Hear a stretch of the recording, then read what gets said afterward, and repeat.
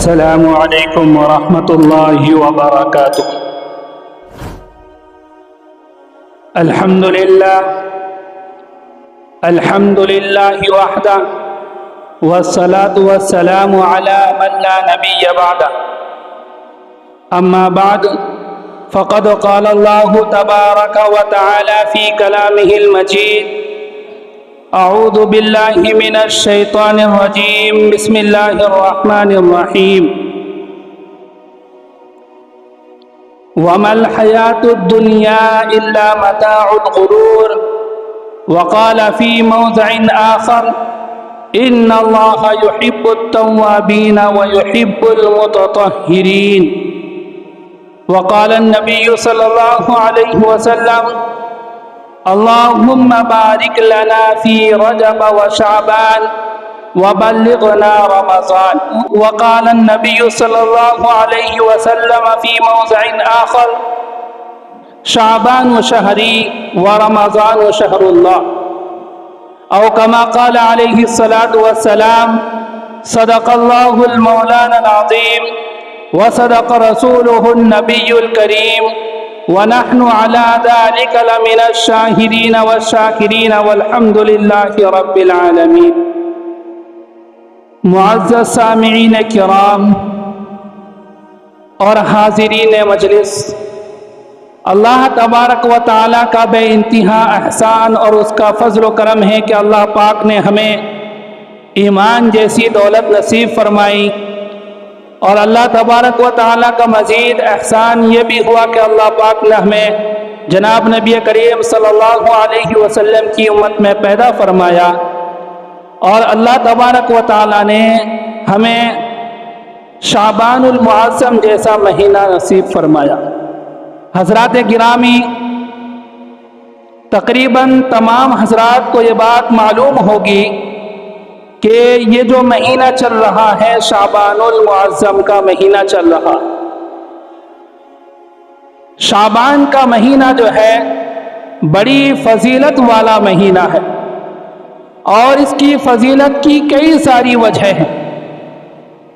میں فضیلت کو بیان کرنے سے پہلے بتا دوں کہ شعبان کے مہینے کو شعبان کیوں کہا جاتا ہے، شعبان کے مہینے کو شعبان کیوں کہا جاتا ہے۔ شعبن کے معنی آتے ہیں پھیل جانا، شعبن کے معنی آتا ہے پھیل جانا، اور شعبان کے مہینے کو شعبان اس لیے کہا جاتا ہے کیونکہ اس مہینے میں اللہ کی رحمت جو ہے اس دنیا میں پھیل جاتی ہے، اللہ کی رحمتوں کا برکتوں کا نزول ہر طرف چھا جاتا ہے، پھیل جاتا ہے، مغفرت بھی پھیل جاتی ہے۔ اس مہینے میں اللہ تبارک و تعالیٰ ساری چیزیں، رحمتیں، برکتیں، مغفرتیں، بخششیں، ساری چیزیں پھیلا دیتا ہے، اس لیے شعبان کے مہینے کو شعبان کہا جاتا ہے۔ اور شعبان کے مہینے کو فضیلت حاصل کیوں ہے، اس کی وجہ کئی ساری ہے۔ ایک وجہ تو یہ ہے کہ اللہ کے رسول صلی اللہ علیہ وسلم نے اس مہینے کی نسبت اپنی طرف فرمائی ہے کہ شعبان شہری، شعبان میرا مہینہ ہے، یعنی اللہ کے رسول کا مہینہ ہے۔ اور آپ جانتے ہیں، آپ کو معلوم ہونا چاہیے کہ جس چیز کی نسبت اللہ کے رسول صلی اللہ علیہ وسلم کی طرف جوڑ دی جائے وہ چیز بڑی با فضیلت اور با کمال ہوا کرتی ہے، اس کی فضیلت بڑھ جاتی ہے، اس کی عزت و رفعت بڑھ جاتی ہے، کیونکہ اس کی نسبت اللہ کے رسول کی طرف کی گئی ہے۔ اور دوسری بات کہ شعبان کے مہینے کو فضیلت حاصل کیوں ہے، ایک وجہ یہ بھی ہے کہ رمضان المبارک جو مہینہ ہے اس مہینے کا پڑوسی شعبان کا مہینہ ہے، شعبان کا مہینہ رمضان المبارک کا پڑوسی ہے، اور اگر کوئی کسی کا پڑوسی ہوتا ہے، اس کا پڑوسی اگر معزز ہوتا ہے تو اس کی عزت و رفعت اور بلندیاں دیکھ کر کے اس کے پڑوسی کا بھی عزت و رفعت اور اس کی بلندیاں بڑھ جاتی ہے۔ جیسے اگر آپ کا گھر کسی بڑے آدمی کے گھر کے پاس ہو تو آپ فخر سے کہتے ہیں کہ میں فلاں کا پڑوسی ہوں۔ مثال کے طور پر اگر میرا گھر دیوبند میں دارالعلوم کے پاس ہے. دارالعلوم دیوبند جو بہت بڑا مدرسہ ہے، پوری دنیا میں جو سب سے بڑا مدرسہ ہے علوم و مرتبت کے اعتبار سے، وہ دارالعلوم دیوبند جو ہے. اگر آپ کا گھر دارالعلوم دیوبند کے پاس ہوگا تو آپ فخر سے کہیں گے کہ میرا گھر دارالعلوم دیوبند کے پڑوس میں. یا آپ کا گھر اگر مکہ میں ہے، آپ کا گھر اگر مدینے میں ہے، تو آپ فخر سے کہیں گے کہ میرا گھر مکے کے پاس ہے، مکے والے شہر میں میرا گھر ہے. مدینہ منورہ، روضہ رسول جس شہر میں بستا ہے اس شہر میں میرا گھر ہے، تو آپ پڑوسی ہونے کا فخر کریں گے. تو شعبان کے مہینے کو فضیلت اس معنی کر کے بھی حاصل ہے کیونکہ وہ رمضان المبارک کا پڑوسی ہے. اور شعبان کی ایک فضیلت اس وجہ سے بھی ہے کیونکہ اللہ رب العزت نے شعبان کے مہینے میں ایک رات ایسی نازل فرمائی ہے جس میں اللہ تبارک و تعالی مغفرت کو عام کر دیتا ہے، بڑے سے بڑے گنہگار کے گناہ کو بخش دیتا ہے. وہ ہے کیا؟ شب برات. شب برات ایک رات ہے جس کی وجہ سے شعبان کے مہینے کی اور فضیلت بڑھ جاتی ہے. ایک اور وجہ اس کی فضیلت بڑھنے کی، اللہ کے رسول صلی اللہ علیہ وسلم نے جب رجب کا مہینہ شروع ہوا، اللہ کے رسول صلی اللہ علیہ وسلم کی زندگی میں آپ نے رجب کا چاند دیکھا تو آپ نے ایک دعا فرمائی، اللہم بارک لنا فی رجب و شعبان، کہ اللہ ہمارے لیے شعبان اور رجب اور شعبان میں برکت نازل فرما. تو اللہ کے رسول صلی اللہ علیہ وسلم نے شعبان کے مہینے کے لیے برکت کی دعا کی تو اللہ تبارک و تعالی نے اس کی فضیلت اور اس کی شان بڑھا دی. وَبَلِّغْنَا رمضان، اور اللہ کے رسول صلی اللہ علیہ وسلم نے کہا کہ ہمیں رمضان تک پہنچا، یعنی ہمیں رمضان نصیب فرما.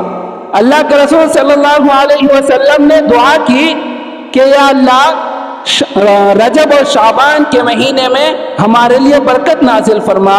اللہ تبارک و تعالیٰ نے نبی پاک صلی اللہ علیہ وسلم کی دعا کو اس قدر قبول فرمایا کہ آپ نے دونوں مہینے میں، اللہ تبارک و تعالیٰ نے دونوں مہینے میں رحمتیں برکتیں نازل فرمائی. ایک مہینے میں شب معراج دے کر اور ایک مہینے میں شب برات دے کر. رجب میں شب معراج دے کر رجب کی فضیلت بڑھا دی اور شعبان میں شب برات دے کر کے شعبان کی فضیلت بڑھا دی. تو شعبان کا مہینہ بڑا فضیلت کا مہینہ ہے. شعبان کا مہینہ توبہ و تائب کا مہینہ ہے. شعبان کا مہینہ رمضان کی تیاری کا مہینہ ہے. جب بھی شعبان کا مہینہ آتا اللہ کے رسول صلی اللہ علیہ وسلم اپنی عبادت میں اور اضافہ فرما دیتے تھے. حضرت عائشہ صدیقہ رضی اللہ تعالی عنہ فرماتی ہے کہ اللہ کے رسول صلی اللہ علیہ وسلم رمضان کے علاوہ اگر بہت زیادہ کسی مہینے میں روزہ رکھتے تھے تو وہ شعبان کا مہینہ ہے. رمضان کی تیاری کے واسطے کوئی بھی بڑا کام ہو اگر ہم اسے کرنا چاہتے ہیں تو اس کی پہلے سے تیاری ہونی چاہیے. آپ کے گھر میں کوئی شادی کا تقریب ہے، آپ کے گھر میں کوئی فنکشن وغیرہ ہے تو آپ اس کی تیاری کچھ دن قبل، ہفتہ 2 ہفتہ، مہینہ 2 مہینہ، سال 2 سال پہلے تیاری کرنا شروع کر دیتے ہیں. ایسا نہیں ہے کہ جس دن آپ کے گھر فنکشن ہوگا، جس دن آپ کے گھر تقریب ہوگی، آپ اسی دن اس کی تیاری میں لگیں گے، بلکہ پہلے سے اس کی تیاری میں لگنا پڑتا ہے. اللہ تبارک و تعالیٰ نے امت محمدیہ کو شعبان کا مہینہ اس لیے دیا تاکہ وہ رمضان المبارک کی تیاری کر سکے. اب رمضان المبارک کی تیاری کرنے کا کیا مطلب؟ گھر میں ایک مہینہ اول لا کر کے چاول کا موٹھا رکھ دیں، چاول کا کٹا رکھ دیں، سبزیاں، سالن اور ضرورت کی ساری چیزیں گھر میں بند کر لیں. شعبان اس تیاری کا نام نہیں ہے. رمضان کی یہ تیاری نہیں ہے کہ آپ جو ہے چاول کا موٹھا گھر میں لا کر کے رکھ لیں، آپ اور ضرورت کی چیزیں لا کر کے رکھ لیں، بلکہ رمضان کی تیاری یہ ہے کہ آپ اپنے دل کو تمام تر گناہوں سے پاک صاف کر لے، آپ اپنے آپ کو اللہ کا ایک اور نیک بندہ بنا لے، آپ 5 وقت کی نماز کا پابند بن جائے، آپ جو ہے اللہ کا خاص بندہ بن جائے، اللہ سے لینے والا بن جائے، اللہ سے ماننے والا بن جائے۔ یہ ہے شعبان کی تیاری۔ آپ کی عبادت میں اضافہ ہو جائے، آپ کے ذکر و تلاوت میں اضافہ ہو جائے، آپ توبہ تائب زیادہ کرنے لگے۔ اللہ تبارک و تعالیٰ نے جو بندوں کو یہ مہینہ عطا فرمایا ہے وہ رمضان المبارک کی تیاری کے لیے فرمایا ہے، تاکہ وہ اس مہینے میں تمام گناہوں سے توبہ تائب کر کے اپنے تن سے بھی پاک ہو جائے، من سے بھی پاک ہو جائے۔ اللہ تبارک و تعالیٰ نے جو کلام پاک میں فرمایا ہے ان اللہ یحب التوابین ویحب المتطہرین، کہ یقیناً بے شک اللہ تبارک و تعالیٰ توبہ کرنے والوں اور پاک صاف رہنے والوں کو پسند کرتے ہیں۔ توبہ کرنے والے اور پاک صاف رہنے والے کیا مطلب؟ یعنی بندہ اگر ناپاک ہے، اس کا بدن پاک نہیں ہے، تو وضو کرتا ہے، غسل کرتا ہے تو اس کا بدن پاک ہوتا ہے، لیکن جب بندہ توبہ کرتا ہے تو اس کا من پاک ہوتا ہے۔ غسل کرنے سے، وضو کرنے سے تن پاک ہوتا ہے، توبہ کرنے سے من پاک ہوتا ہے۔ اور اللہ تبارک و تعالیٰ کی رضا حاصل کرنے کے لیے تن کا پاک ہونا بھی ضروری ہے، من کا پاک ہونا بھی ضروری ہے۔ تن کا پاک ہونا بھی ضروری ہے، من کا پاک ہونا بھی ضروری ہے۔ آج ہمیں اپنے تن پر اور اپنے من پر محنت کرنے کی ضرورت ہے۔ آج ہمارا من پاک نہیں ہے، کوئی بھی چیز ہم اللہ کے لیے نہیں کرتے، کوئی بھی چیز ہم اللہ کے لیے نہیں کرتے۔ اگر ہم نماز بھی پڑھتے ہیں اس میں بھی ہماری دنیاوی مفادات شامل ہیں۔ نماز اس لیے پڑھتا ہوں تاکہ لوگ مجھے نمازی کہے، نماز اس لیے پڑھتا ہوں تاکہ میری زندگی میں، میرے گھر میں خیر و برکت ہو، مال آ جائے، اس لیے ہم نماز پڑھتے ہیں۔ کوئی بھی بندہ اپنے ضمیر میں جھانک کر کے دیکھے، اپنے دل میں جھانک کر کے دیکھے، کیا میں نے کبھی 2 رکعت نماز صرف اللہ کی رضا کے لیے پڑھی ہے؟ بہت کم بندے ایسے ملے۔ تہجد کی، نفل کی، اشراق کی، چاشت کی کوئی بھی نماز میں نے صرف اور صرف اللہ کی رضا کے لیے پڑھی ہے؟ کوئی بھی نہیں۔ یوٹیوب کا زمانہ ہے، انٹرنیٹ کا زمانہ ہے، آج کل لوگ یوٹیوب میں، انٹرنیٹ میں اپنے ویڈیوز ڈالتے ہیں۔ آپ دیکھیں کسی نے ویڈیو ڈالا ہوا ہے کہ ایک ایسا وظیفہ میں اس ویڈیو میں بتانے والا ہوں جس میں آپ ہفتے دن میں لکھ پتی بن جائیں گے، 10 دن میں کروڑ پتی بن جائیں گے، 1 مہینہ پڑھیں گے آپ مالا مال ہو جائیں گے۔ آپ اس ویڈیوز میں جا کر کے دیکھیں کتنے ویوز والے، کتنے لوگ ہیں جنہوں نے اس ویڈیو کو دیکھا۔ اور اگر کسی نے یہ ویڈیو بنا دے کہ آج میں ایسا وظیفہ بتانے والا ہوں جس سے اللہ راضی ہو جائے، آپ کو ایسے ویڈیو دیکھنے والے لوگ نہیں ملیں گے، ایسے ویڈیو دیکھنے والے لوگ نہیں ملیں گے۔ وہ ملیں گے جس سے مال آ جائے، مال آ جائے۔ 2 رکعت نماز اگر ہم پڑھتے ہیں، یا اللہ میں 2 رکعت کی نیت باندھ رہا ہوں صلاۃ الحاجت کی، قضاء حاجت کی، کہ یا اللہ میرا گھر جو ہے غریب کھانا بن چکا ہے، میری زندگی میں برکت نہیں، اللہ برکت دے دے۔ 2 رکعت اس لیے پڑھ رہا ہوں تاکہ میری بیٹی کا رشتہ آ جائے، 2 رکعت اس لیے پڑھ رہا ہوں تاکہ میرے بیٹے کا رشتہ آ جائے، وغیرہ وغیرہ۔ دنیاوی مفادات کے لیے ہم نمازیں پڑھتے ہیں، لیکن اللہ کی رضا کے لیے نمازیں کبھی نہیں پڑھتے، بہت کم۔ اگر کوئی پڑھتا بھی ہوگا اللہ ماشاءاللہ کہ اللہ میں 2 رکعت نماز صرف تیری رضا حاصل کرنے کے لیے نماز پڑھتا ہوں، ایسا بہت کم۔ میرے دوستو، اللہ کی رضا بہت بڑی چیز ہے، اللہ کی رضا بہت بڑی چیز ہے۔ اگر اللہ کی تھوڑی سی رضا مل جائے، اگر اللہ تھوڑا سا بھی ہم سے خوش ہو جائے، ہماری دنیا بھی بن گئی، آخرت بھی بن گئی۔ قرآن پاک کا صاف اعلان ہے وَرِضْوَانٌ مِّنَ اللَّهِ اکبر، اللہ کی رضامندی بہت بڑی چیز ہے، اللہ کی رضامندی بہت بڑی چیز ہے۔ ایک مرتبہ اللہ تبارک و تعالیٰ نے حضرت موسیٰ علیہ السلام کو کہا، فرمایا کہ اے موسیٰ اپنی قوم کو لے کر کوہ طور پر آ جا، موسیٰ اپنی قوم کو لے کر کوہ طور پر آ جا۔ حضرت موسیٰ علیہ نبی علیہ السلام اپنی قوم کو ساتھ لے کر کے چل رہے ہیں کوہ طور کی طرف۔ حضرت موسیٰ ذرا تیز رفتار میں دھر دھر دھر دھر بالکل جا رہے، تیز رفتار میں جا رہے، تیز رفتار میں جا رہے ہیں۔ قوم پیچھے رہ گئی، حضرت موسیٰ کوہ طور پر پہلے پہنچ گئی۔ قوم پیچھے رہ گئی، حضرت موسیٰ پہلے کوہ طور پر پہنچ گئے۔ اللہ तबारक व तआला ने पूछा, मूसा लिमा तअजलक अन कौमिका या मूसा, ए मूसा तुम्हारी कौम से तुम्हें किस चीज ने आगे भेज दिया? तुम्हें किस चीज की जल्दी थी, तुम इतनी जल्दी आ गए? कौम कहाँ है? कौम कहाँ है? काल हुम उलाई अला असरी, हजरत मूसा फरमाते हैं कि अल्लाह वो लोग मेरे पीछे पीछे आ रही हैं, मेरी कौम मेरे पीछे पीछे आ रही है। और अल्लाह तूने मुझसे पूछा था ना कि किस चीज ने मुझे जल्दी मचाया, तेरे पास आने के लिए मैं जल्दी जल्दी क्यों आया? वाजिल तू इलैका रब्बी लितरज़ा, तो सुनो मैं जल्दी जल्दी इसलिए आया ताकि तू मुझसे राजी हो जाए, ताकि मैं तेरी खुशनुदी हासिल करने वाला बन जाऊं। अल्लाहु अकबर। एक नबी कहते हैं कि अल्लाह मैं जल्दी जल्दी इसलिए आया ताकि मुझे तेरी कुर्बत हो जाए, मुझे तेरी रजा मिल जाए, मुझे तेरी खुशनुदी मिल जाए। आज हमारा क्या हाल है? क्या हम अल्लाह की रजा और उसकी खुशनुदी के लिए कुछ करते हैं? मेरे भाइयों, मेरे दोस्तों, प्यारे नबी के प्यारे दीवानों, अल्लाह की रजा मिल जाना, अल्लाह की थोड़ी सी भी खुशनुदी मिल जाना, दुनिया और आखिरत दोनों जहां में कामयाबी के लिए इससे बड़ी और कोई चीज नहीं है।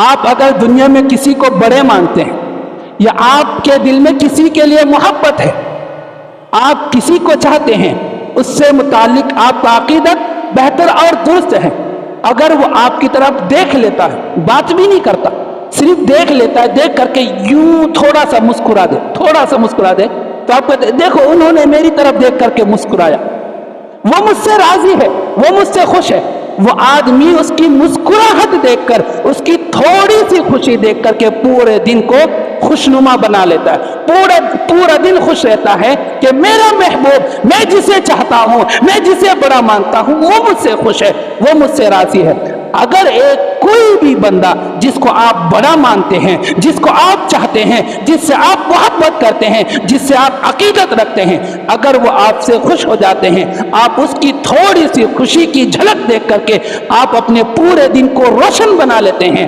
आपका पूरा दिन खुशगवार गुजरने लगता है। खुदा की कसम, अगर दो जहां का मालिक, दो जहां का खालिक अल्लाह रब्बुल इज्जत हमसे राजी हो जाए तो हमें कितनी खुशी हो, हमें कितनी खुशी होनी चाहिए। इसलिए अल्लाह की रिजा हासिल करो, अल्लाह की खुशनुदी हासिल करो, तौबा ताइब से अपनी जिंदगी को पाक साफ करो।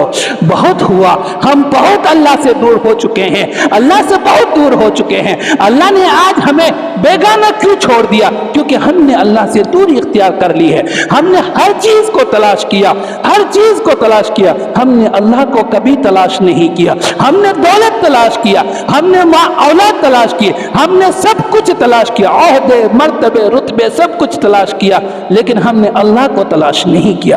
अल्लाह को तलाश करने की जरूरत है, अल्लाह को तलाश करने की जरूरत है, अल्लाह को अपने दिल में बसाने की जरूरत है, अल्लाह की मोहब्बत अपने दिल में बसाने की जरूरत है। खुदा की कसम, जब अल्लाह से मोहब्बत हो जाती है तो फिर ये दुनिया कोई चीज नहीं। आज हमने दुनिया को असल चीज मान लिया, हमने दुनिया को असल मान लिया है, हमने दुनिया को कामयाबी की जगह मान लिया है। यह दुनिया कोई कामयाबी की जगह नहीं, यह दुनिया कोई असल चीज नहीं है। कुल्लु मन अलैहा फान, सारी चीजें फना होने वाली है, यह दुनिया भी फना हो जाएगी। जिसने ये दुनिया बनाई वो खुद कहता है वमल हयातुद दुनिया इल्ला मताउल गुरूर, दुनिया सिवाय धोखे के कोई और चीज नहीं है। दुनिया सिवाय धोखे के और कुछ कोई चीज नहीं है। आज अगर मेरे पास 4 गाड़ी है, 2 बंगले हैं, मेरे पास कुछ जमीनें हैं, मेरे पास मालो दौलत है, तो मैं आज अपने आप को बड़ा समझने लगता हूं। मेरा सर नीचे झुकता ही नहीं है, मैं सीना चौड़ा करके पूरे गांव में फिरता हूं, इजमान बना फिरता हूं। खुदा की कसम, जब मौत नाम की एक चिड़िया आपकी जिंदगी में आ जाएगी, ये सारी दुनिया आपकी उजड़ जाएगी, बिखर जाएगी। इसलिए मेरे दोस्तों, दुनिया कोई चीज नहीं है, दुनिया किसी का अपना नहीं बना, सिकंदर का अपना नहीं बना। सिकंदर तो जो तकरीबन पूरी दुनिया पर हुकूमत करता था, जिसकी हुकूमत पूरी दुनिया पर थी, उसकी भी ये दुनिया ना बन सकी। जब वो दुनिया से जाने लगा तो अपने वज़रा से, अपने खुद्दाम से कहा कि देखो, जब मुझे कफन दिया जाए, जब मेरी नाश को ले जाया जाए, जब मेरे जनाजे को ले जाया जाए, तो याद रखना मेरे दोनों हाथ कफन से बाहर निकाल देना, मेरे दोनों हाथ कफन से बाहर निकाल देना। वज़ारान खुद्दाम ने कहा, मुरीदों ने कहा कि बादशाह वक्त आप ये क्या कह रहे हैं? जब आप मर जाएंगे तो हम कफन से आपके दोनों हाथ बाहर निकाल देंगे। लोग आपको लालची कहेंगे कि देखो रहती दुनिया में भी इसने पूरी दुनिया पर हुकूमत की, माल और दौलत को अपनाया, और जब दुनिया से जा रहा है तब भी दुनिया मांगता हुआ जा रहा है, तब भी दुनिया मांगता हुआ जा रहा है। तो सिकंदर ने कहा कि नहीं, मैं अपने कफन से हाथ इसलिए निकालने कह रहा हूं ताकि लोगों को इबरत हासिल हो कि देखो जो पूरी दुनिया पर हुकूमत करता था, जो पूरी दुनिया पर बादशाहत चलाता था, आज वो भी इस दुनिया से खाली हाथ जा रहा है। आज वो भी इस दुनिया से खाली हाथ जा रहा है। ये दुनिया सिवाय धोखे के कुछ नहीं है। ये मैं नहीं कहता, खुद इस दुनिया बनाने वाले खालिक व मालिक अल्लाह रब्बुल इज्जत कहता है, वमल हयातुद दुनिया इल्ला मताउल गुरूर। दुनिया सिवाय धोखे के और खेल कूद के कुछ नहीं है। इस दुनिया में लग करके अपनी आखिरत को बर्बाद न करो। हम दुनिया में रहने या बसने या दुनिया आबाद करने नहीं आए हैं, हम आखिरत को आबाद करने, आखिरत को बसाने आए हैं। और दुनिया से हमारी आखिरत तभी बच सकती है जब हम इस दुनिया में रहकर दुनिया को तरजीह ना दे करके अल्लाह को तरजीह दें। आज हम किसी के यहाँ नौकरी करते हैं, किसी के यहाँ नौकरी करते हैं, 10, 15, 20, 40, 50 हज़ार जितना भी मिलता है। अगर हम उसके ऑनर के सामने जाते, अपने ऑनर के सामने जाते हैं, ऑनर के सामने जाकर के यूं खड़े हो जाते, हाथ बांध करके खड़े हो जाते, कुछ नहीं बोलते। जो उसने कह दिया ठीक है, ऐसा ही होगा, आइंदा ऐसा ही होगा। कोई गलती हो गई, डांट डपट पड़ गई, इंशाल्लाह मैं कोशिश करूंगा ये गलती दोबारा ना हो जाए। जो 10,000, 20,000, 50,000 रुपये हमें तनख्वाह देता है, हम उसकी सारी बातें मानते हैं, उसके सामने हाथ जोड़ करके खड़े हो जाते हैं। वो अल्लाह जिसने हमें 2 हाथ दिए, 2 पैर दिए, 2 आंखें दी, जबान दी, कान दिए, अल्लाह तबारक व तआला ने पूरा वजूद दिया, अल्लाह तबारक व तआला ने सांसें लेने के लिए खुशगवार हवा दी, अल्लाह तबारक व तआला ने रात दिन का मौसम दिया, अल्लाह ने रात आराम फरमाने के लिए दिया और दिन को कमाने के लिए दिया। अल्लाह तबारक व तआला ने हमारे लिए पूरी दुनिया बसाई, अल्लाह तबारक व तआला ने सब कुछ हमारे लिए किया। हमें माँ दी, हमें बाप दिया, हमें औलाद दी, हमें ऐशो ऐशो दी, नबी दिए, हुजूर दिए और सहाबा दिए, अल्लाह ने हमें सब कुछ दिया। हम उसके सामने कितनी मर्तबा कहते ठीक है अल्लाह, दोबारा ऐसी गलती नहीं करूंगा या अल्लाह। हम अल्लाह के सामने कितनी मर्तबा हाथ जोड़ करके खड़े होते हैं। अपनी जिंदगी में जरा गौर करें, जिसकी कीमत का कोई अंदाजा नहीं, आंखें अनमोल है। पूरी दुनिया मिलकर के एक आंख आपको नहीं दे सकती, पूरी दुनिया मिलकर के आपको एक आंख नहीं दे सकती। इतनी अनमोल चीज, इतनी बेशकीमत चीज अल्लाह तबारक व तआला ने आपको अता कर रखी है। आप कितनी मर्तबा अल्लाह से कहते हैं, या अल्लाह आज मेरा दिन गुनाहों में गुजर गया, अल्लाह माफ कर दे, इंशाअल्लाह आइंदा कल जो दिन आने वाला है उस दिन में तेरी कोई नाफरमानी नहीं करूंगा, उस दिन में कोई गुनाह नहीं करूंगा। अल्लाह ने जो ये हाथ दिया है, आज अगर कटकर अलग हो जाए, पूरी दुनिया मिलकर, पूरी साइंसदान मिलकर, पूरे डॉक्टर मिलकर के आपके उस हाथ को दोबारा जोड़ नहीं सकते। अगर वो कट करके अलग हो गया दोबारा जोड़ नहीं सकते, या उस जैसा दूसरा हाथ बना करके नहीं दे सकते। अल्लाह ने इतने अनमोल और बेशकीमत हाथ आपको अता फरमाया है। आप कितनी मर्तबा अल्लाह का शुक्र गुजारी करते हैं, आप अल्लाह के सामने कितनी मर्तबा तौबा ताइब करते हैं। यही हाथ जो अल्लाह ने दिया है, अल्लाह के सामने हाथ उठाकर, हाथ जोड़ करके कितनी मर्तबा खड़े होते हैं। सोचने की जरूरत है मेरे दोस्तों। अल्लाह के दीवानों, अल्लाह के हकीकत में दीवाने बन जाओ। कसम खुदा की कहता हूं, पूरी दुनिया आपकी दीवानी बन जाएगी। तुम अल्लाह का गुलाम बन जाओ, पूरी दुनिया पूरी दुनिया को अल्लाह तुम्हारा गुलाम बना देगी। अल्लाह तबारक व तआला पूरी दुनिया को तुम्हारा गुलाम बना देंगे।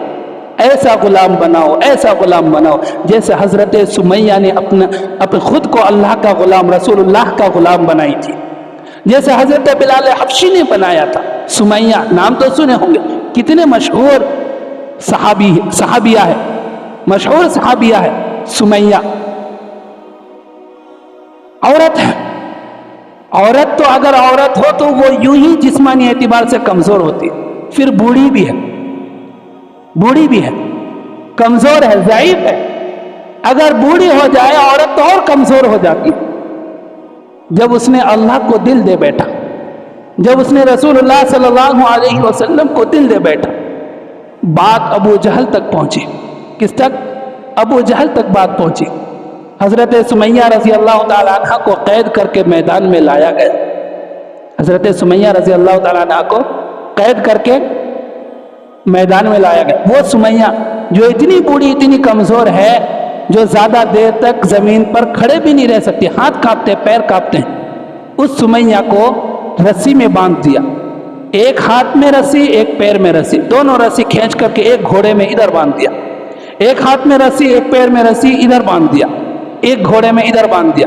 حضرت سمیہ کو یوں کھڑا کر دیا گیا. اور ابو جہل کہتا ہے سمیہ تو محمد کے خدا کا انکار کر دے, تو محمد کے خدا کو خدا نہ مان, تو ہمارے معبودوں کو خدا مان, میں تیری جان بخش دوں گا, میں تیری جان بخش دوں گا. وہ سمیہ کیا کہتا ہے, ابو جہل میں تو اپنا دل قربان کر چکی ہوں رسول اللہ صلی اللہ علیہ وسلم کے قدموں میں, اللہ تبارک و تعالیٰ کے سامنے اپنا دل قربان کر چکی ہوں. خدا کی قسم اگر تم میری جان کو بھی قربان کر دو گے تو بھی میں محمد کے خدا کا انکار نہیں کروں گی, میں خدا تعالیٰ کا انکار نہیں کروں گی, تمہیں جو کرنا ہے کر لے. ابو جہل تو مجھے جان سے مارنے کے علاوہ کچھ نہیں کر سکتا, میں نے دل قربان کر دیا ہے, میں خوشی بخوشی اپنی جان بھی قربان کر دوں گی, لیکن میں محمد کے خدا کا کبھی انکار نہیں کروں گی. کون؟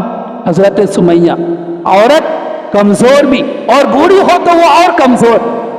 وہ اتنی ہمت اور جرأت دکھا رہی ہے کہ ابو جہل تجھ سے جو کچھ کرنا ہے کر, میں ایمان سے پھرنے والی نہیں, میں ایمان سے پھرنے والی نہیں.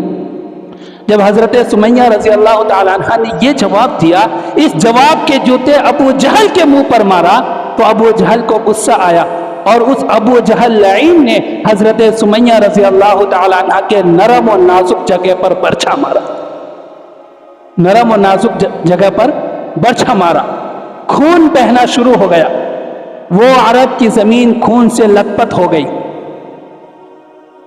دنیا میں شہادت پانے والی پہلی عورت اللہ کے راستے میں حضرت سمیہ رضی اللہ تعالیٰ عنہ, ان کو ان کے نرم و نازک جگہ پر برچھا مارا گیا صرف اس بنا پر کیونکہ وہ اللہ کی دیوانی ہے, کیونکہ وہ رسول اللہ کی دیوانی ہے. ابھی بھی حضرت سمیہ نہیں پیچھے ہٹی. ابو جہل اب بھی کہنے لگا سمیہ اب بھی تو محمد کے خدا کا انکار کر دے, اب بھی میں تیری جان بخش دوں گا. سمیہ کہتی ہے ابو جہل یہ تو میری ایک جان ہے, خدا کی قسم اگر میری 100 جان ہوتی تو میں 100 جان بھی اللہ کے راستے میں قربان کر دیتی. اگر میری 100 جان ہوتی تو میں 100 جانیں بھی اللہ کے راستے میں قربان کر دیتی. ابو جہل تجھے جو کرنا ہے کر, ابو جہل تجھے جو کرنا ہے کر. ابو جہل کو اور غصہ آیا.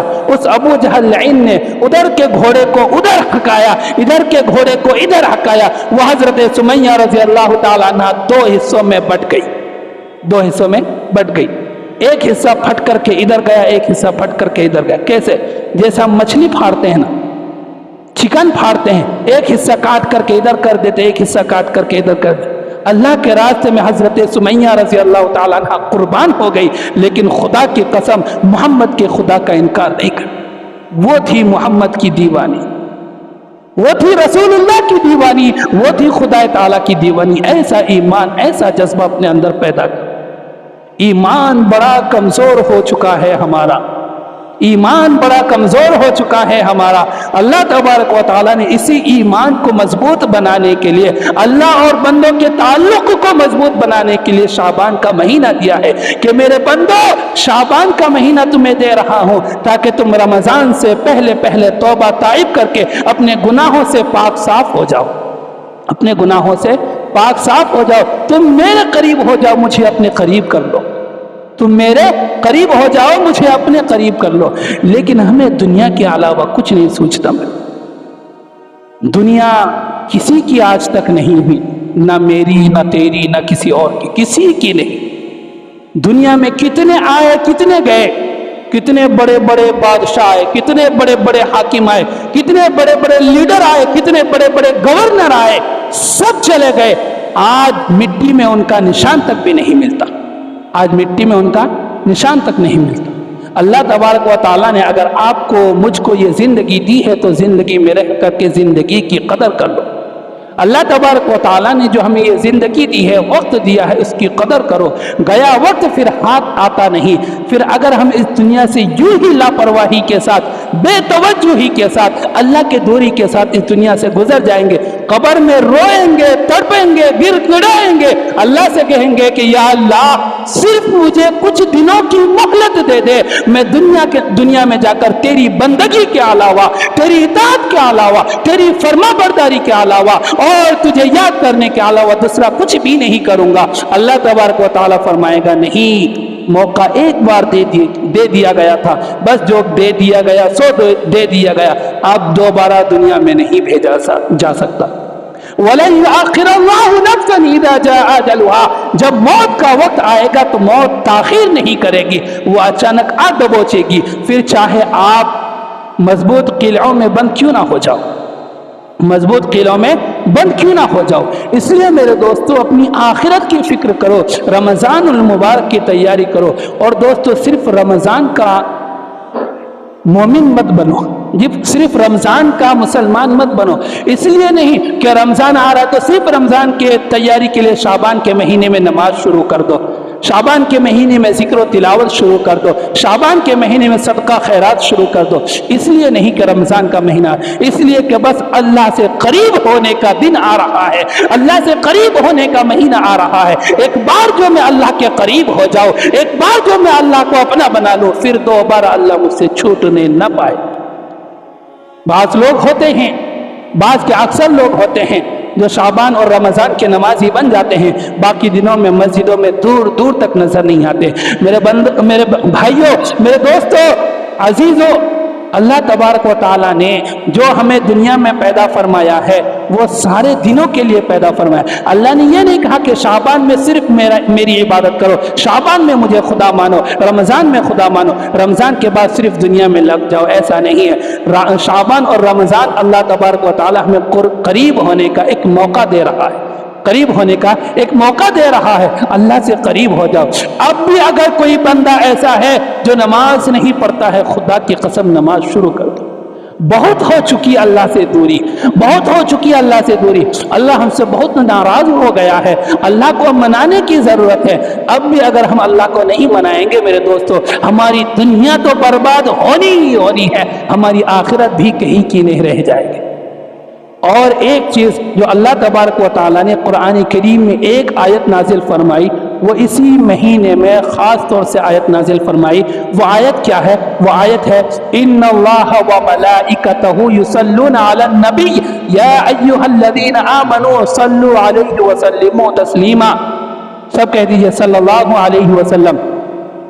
اللہ تبارک و تعالیٰ نے قرآن کریم میں یہ آیت شعبان کے مہینے میں اتاری کہ اللہ تبارک و تعالیٰ بھی اور اس کے فرشتے بھی اللہ تبارک و تعالیٰ پر اللہ کے رسول صلی اللہ علیہ وسلم پر درود و سلام بھیجتے ہیں. لہٰذا اے مومنو، تم بھی اللہ کے رسول صلی اللہ علیہ وسلم پر درود و سلام بھیجو. اس مہینے میں توبہ استغفار کی زیادتی، عبادتوں کی زیادتی اور درود پاک کی زیادتی اپنی زندگی میں لاؤ. کثرت سے درود پاک پڑھا کرو، کیونکہ جب یہ دنیا ختم ہو جائے گی، پوری دنیا میں قیامت چھا جائے گی، اس کے بعد کوئی کسی کا نہیں ہوگا. ماں بیٹے کی نہیں ہوگی، بیٹا ماں کا نہیں ہوگا، باپ بیٹے کا نہیں ہوگا، بیٹا باپ کا نہیں ہوگا، بھائی بہن کا نہیں ہوگا، بہن بھائی کی نہیں ہوگی. اس دن رسول پاک صلی اللہ علیہ وسلم کی شفاعت نصیب ہوگی. قرآن کہتا ہے یوم یفر المرء من اخیہ وامہ وابیہ وصاحبتہ وبنیہ لکل امرئ منہم یومئذ شأن یغنیہ وجوہ یومئذ مسفرہ ضاحکۃ مستبشرہ ووجوہ یومئذ علیہا غبرہ ترہقہا قترہ اولئک هم الکفرۃ الفجرہ. وہ دن ایسا ہوگا جس دن بھائی بھائی سے جدا ہوگا، بیٹی ماں سے بھاگے گی، باپ بیٹے سے نفرت کرے گا، شوہر اپنی بیوی سے الگ تھلگ ہوگا، بیوی اپنے شوہر سے کوسوں دور بھاگے گی. غرض اس دن ہر انسان میں ایک شان بے نیازی ہوگی، یعنی ہر انسان نفسی نفسی کر رہا ہوگا. لیکن جو رسول پاک صلی اللہ علیہ وسلم کی ذات اقدس میں کثرت سے درود پاک پڑھتا ہوگا، اللہ کے رسول صلی اللہ علیہ وسلم جو ہے اللہ کے دربار میں اس کے لیے شفاعت کریں گے کہ یا اللہ یہ میرا دیوانہ ہے، یہ میرا غلام ہے، یہ مجھ پر کثرت سے درود پڑھا کرتا تھا، یا اللہ اس کو معاف کر دے، اس کو بخش دے، اس کو جنت دے دے. اللہ کے رسول صلی اللہ علیہ وسلم کی یہ شفاعت اللہ کے دربار میں قبول کی جائے گی۔ تو اس مہینے میں درود میں بھی اضافہ کرو، درود سلام میں بھی اضافہ کرو، کثرت سے درود پڑھا کرو، کثرت سے تلاوت کرا کرو، اس مہینے میں کثرت سے نوافل پڑھا کرو، اور ہو سکے تو رمضان کی تیاری کے واسطے نوافل روزے بھی زیادہ رکھا کرو، کیونکہ روزہ رکھ کے جب ہمیں روزے کی ہمت آ جائے گی تو پھر رمضان کے روزے رکھنے میں مزہ الگ آئے گا۔ اس لیے اللہ کے رسول صلی اللہ علیہ وسلم شعبان کے مہینے میں زیادہ تر روزہ رکھتے تھے، ہاں، اور 29 شعبان کو روزہ نہیں رکھنا ہے۔ اللہ کے رسول صلی اللہ علیہ وسلم نے 29 اور 30 شعبان کو روزہ رکھنے سے منع کیا ہے، تاکہ آپ جو ہے کمزور نہ پڑ جاؤ اور رمضان المبارک کے روزے چھوڑنے والے نہ بن جاؤ، اور دوسری وجہ یہ ہے کہ تاکہ شعبان اور رمضان کے مہینوں میں دونوں میں فرق معلوم ہو۔ اگر آپ نے 29 کو بھی روزہ رکھا اور 30 شعبان کو بھی روزہ رکھا، پھر ایک رمضان کو روزہ رکھیں گے تو خود کو بھی یہ مشابہت ہو سکتی ہے، لوگوں کو بھی یہ مشابہت لگ سکتی ہے کہ اس نے رمضان کا روزے کا اسٹارٹ کب سے کیا، شروعات کب سے کی۔ اس لیے 29-30 کو روزہ نہیں رکھنا ہے، اس سے پہلے نوافل روزے رکھو۔ اللہ تبارک و تعالی مجھے بھی اور تمام حضرات کو بھی کہنے سننے سے زیادہ عمل کی توفیق نصیب فرمائے۔